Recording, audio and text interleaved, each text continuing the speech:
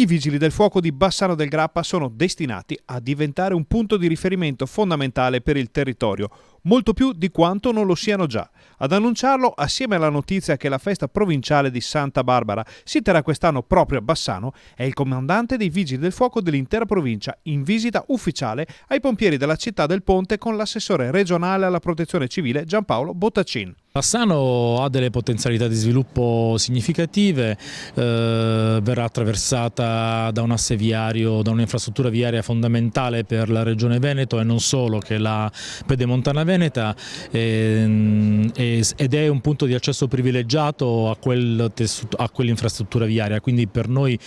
su Bassano si possono fare dei progetti di sviluppo circostanziati, di questo l'amministrazione ne è al corrente e aspettiamo che vengano adottate le decisioni. La nuova strada Pedemontana Veneta comporterà di certo un aumento nella già notevole responsabilità territoriale del distaccamento bassanese, che a questo punto pare davvero destinato a essere oggetto di forti investimenti dal punto di vista del personale e dei mezzi. E credo che questo sia un aspetto assolutamente importante. Su questo io ne sto parlando con il comandante del Corpo Nazionale dei Vigili del Fuoco, l'ingegner Dattilo, per cercare di